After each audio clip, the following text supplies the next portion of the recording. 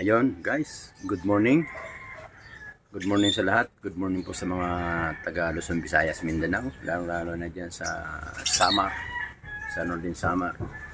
Shoutout po, good morning po sa inyo lahat. Isang mapagpalang araw sa ating mga idol. Sa araw na to guys, i-update ko kayo sa aking mini Ivory sa classic, medyo classic na kulungan ng ating African bird saka mga ibon.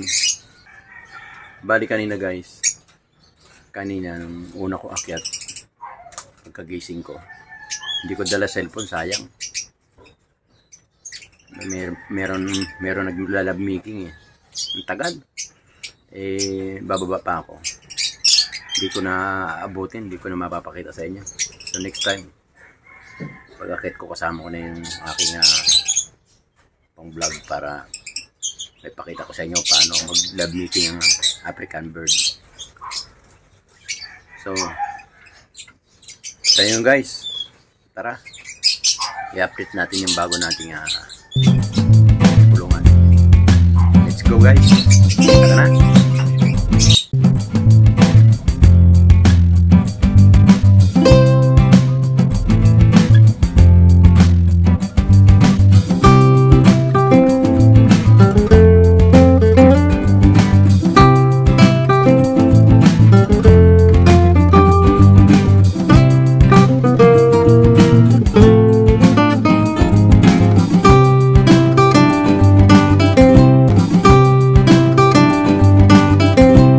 Guys, nandito tayo.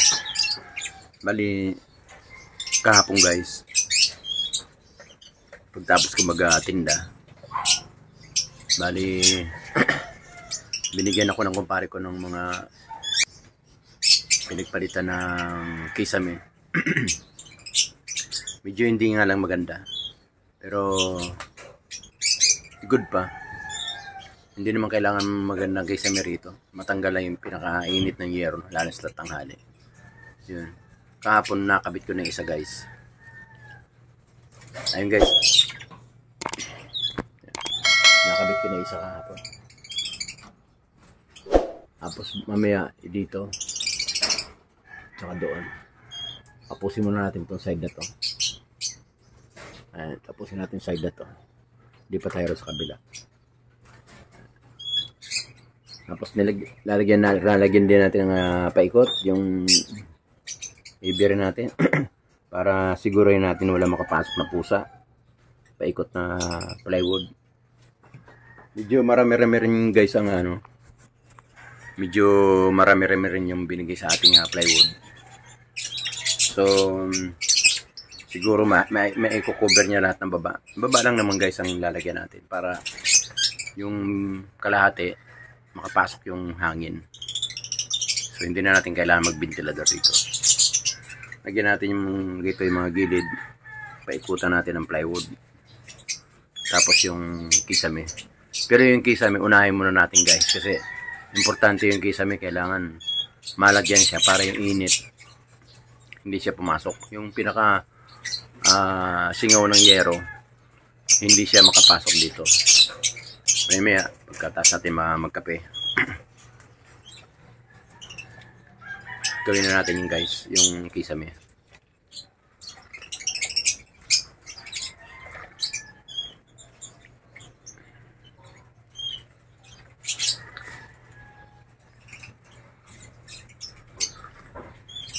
Ang ganda sana kung nakita nyo yung pagkakanaan nila. Ganda sana. Kaya lang hindi nyo nakita guys. Ayan.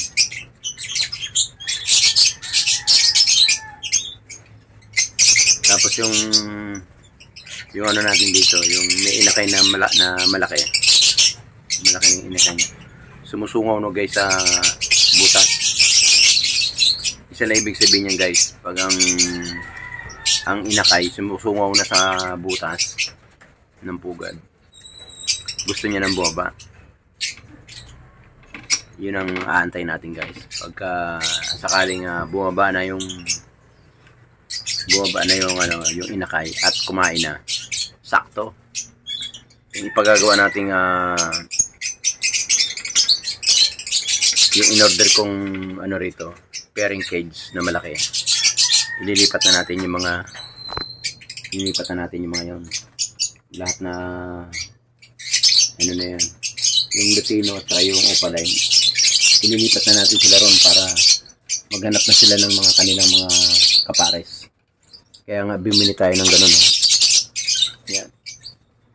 Para yan ikabit natin doon sa in-order ko na pairing cage na malaki. Para sila ilipat natin doon.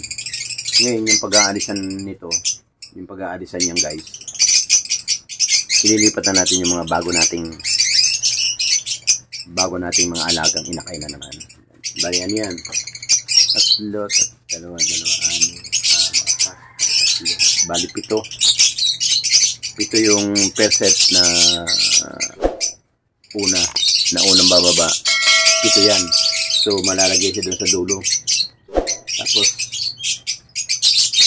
yung susunod na uli na medyo bata, kapipisa lang, by next month bababa na naman sila, lalaki sila, lilipat na naman natin dito sa kabila. So parang ganun lang, paikot-ikot lang. Hindi pa tayo magbebenta. Sorry po, hindi pa tayo magbebenta. Paramihin lang natin muna. Ngayon kung may gustong pumunta rito at umalbor kay manghingi kay Papa Obas TV, wala akong problema. Punta na kayo dito sa akin. At makakaasa kayo, mabibigyan kayo ni Papa Obas TV ng ibon. Pero sa ngayon hindi na muna kasi kailangan natin magpadami. Baka maya magsuguran kayo. Magsuguran kayo, wala akong maibigay. Hayaan nyo muna nga dumami ng dumami. Ngayon, ipopost ko naman sa Facebook ko yun, kaya sa aking YouTube account na pwede na kayo pumunta rin kay Papa Obas TV. Manghingi ng mga ibon. Pwede rin natin ipalalamog. Depende, basta pag message kayo sa YouTube channel ko para makuha nyo yung mga detalye paano gagawin. Pero ngayon, inunahan ko pa lang kayo. Inunahan ko kayo guys. Hindi pa tayo mamimigay ngayon. Pag marami na yung ating mga inakay. Sa ngayon, konti pa lang. Basta abang-abang lang guys. Ayan. Alam mo guys, pag umaga, tingnan nyo sila. Ayan. Lahat sila nakaganon. Yung ating mga inakay. Ayan. Pagka umaga guys, naliligo sila yan. Bali yan guys, yung mga yan. Ito guys, mga yan. Tapos na sila maligo. Tapos na. Maligo na sila. Naubos nga yung tubig doon guys. Yan. Tapos, dito kanina. Yun, nakita nyo yun. Yun, babae pala yun.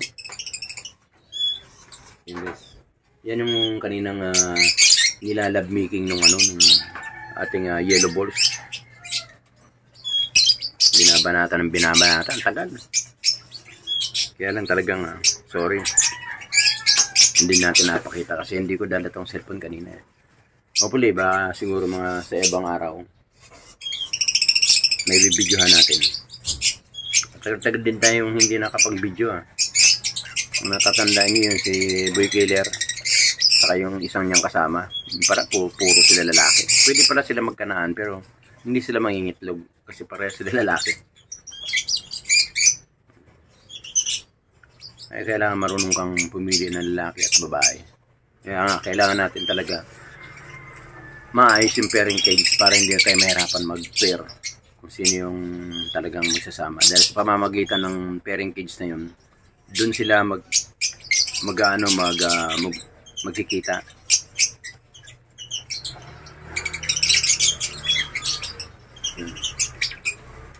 Ayan guys. Bali magaganda na yung mga yung mga balahibo nila. Magaganda na yung balahibo. At good news guys, yung ating 7 itlog dito guys. Yan, yung 7 itlogan. Bali ang napipisa na 5 na guys. Dahil doon sa ating paglipat dito sa magandang bagong kulungan nila. Medyo nag-approve yung kanilang immune system. Parang tingin ko parang magaang sa kanila at maluwag sa kanila, sa kalooban nila, sa kanilang paglipad. Malaya silang nakakalipad, malaya silang naglalaro diyan sa kanilang mga pugad, kasi walang nakaka-istorbo at walang dumadaan na tao. Yun lang yung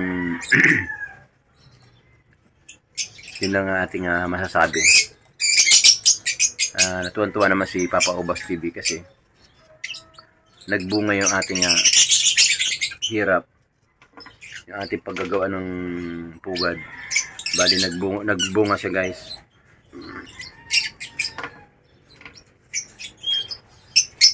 Hindi na sila masyadong maingay,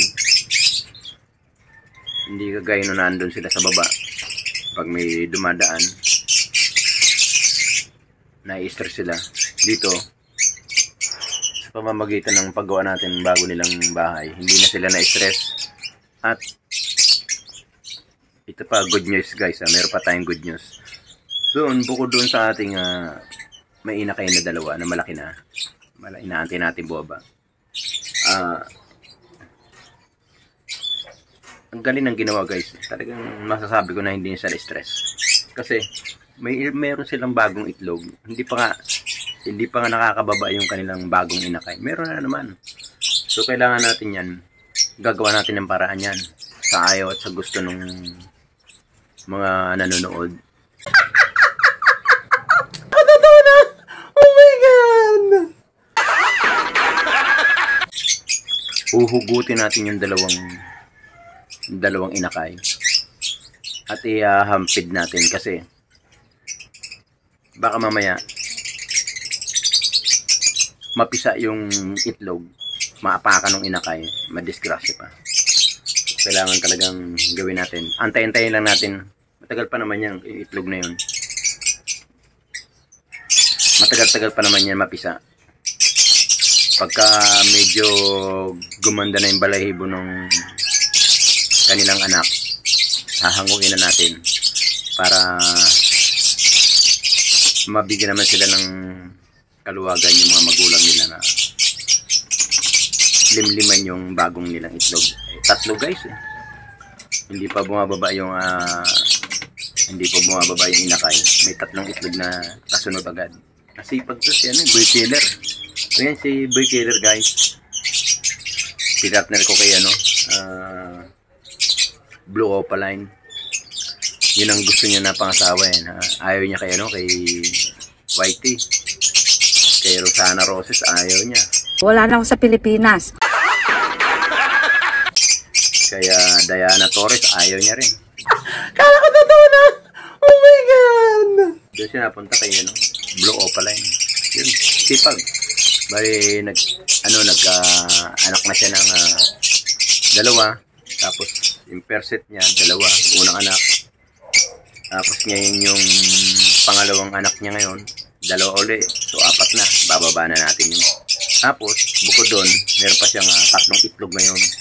Sipag ni Boy Killer kumana. Galing mo, Boy Killer. Galing. Ayan o, nakikinig si Boy Killer, nakita niyo ba? Ayan o, nakatingin sa atin si Boy Killer eh. Sabihin, ina-upload na naman ako ni Papa Obas TV. Si Papa Obas TV, walang magawa to eh. Ako, na-enjoy lang ako sa kanila. Natanggal yung aking stress. Dahil kay Boy Killer, sa hirap ko kay Boy Killer na magkaanak, hinanapan natin talaga ng kanyang sariling mapapangasawa. Pinafter natin sa lahat. Ayaw niya talaga sa iba eh. Ngayon, talagang halos ilang buwan din, halos 8 buwan din natin siyang hinanapan na magkaroon ng asawa. Ngayon lang siya nakatagpo ng mapapangasawa. Pero ang sarap at masaya tayo kasi nagbigay kagad siya ng anak, 2, tapos ngayon naman may 2, bali 4 na. Tapos may bagong itlog na naman yung asawa niya. Yun ang magandang balita, guys. Bali, ante-ante lang natin yung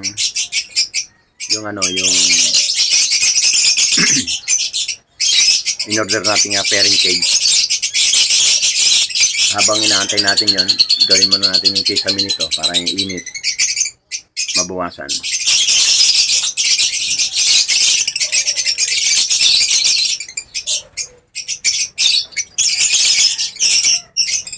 Para tuloy-tuloy na yan. Yun lang inaantay natin, yung pairing cage na lang para may lagyan na natin yung binili nating pairing. Yun, guys. Yun lang inaantay natin. Sakto yan. Siguro hopefully mga Miyerkules o kaya Webes nandito na yun. Kukunin ko na, magte-text na, tatawag na sa akin na kunin ko na yung pairing cage din. At ito ang ating mga yellow balls. O pala yung split ino. Nag-aantay na na malaki nilang kulungan. Tapos habang pag nalipat natin sila, yung mga anak na burgeler, lagyan natin din. So ayun lang, guys. Gagawa na ako ng ating kisame nila. Huwag niyo nga palang kalimutan panoorin yung mga live ni Papa Ubas TV doon sa paggagawa niya ng ganito. Mamaya pagkatapos natin mag-upload ngayon, mamaya magla-live tayo, lagyan natin yung paano gawin yung kisame. Samahan nyo, guys, mamaya. Okay, hanggang dito lang, guys. Maraming salamat. Ingat po kayo lagi. Ugaliin pong magdasal at humingi ng kapatawaran sa ating Panginoon, dahil siya lang yung ating talagang gabay. Kaya tayo nandito sa ibabaw ng mundo. Lagi lang tayo manalangin sa Kanya. Gaya ko tamo. Hindi nyo namang malayan, damadami ang aking alaga. Kasi lagi na ako nanalangin sa ating Panginoon. Tulungan niya ako para maparami ko itong aking mga African bird at makapagbigay tayo ng ibon sa ibang tao. Paramihin natin ang lahi ng mga African bird dito sa Pilipinas. Alright. Thank you po. Maraming salamat. Mag-ingat pa ang lahat. Hanggang dito lang, guys. Thank you. Salamat, Papa Ubas. Okay, thank you. Every time we say goodbye, baby.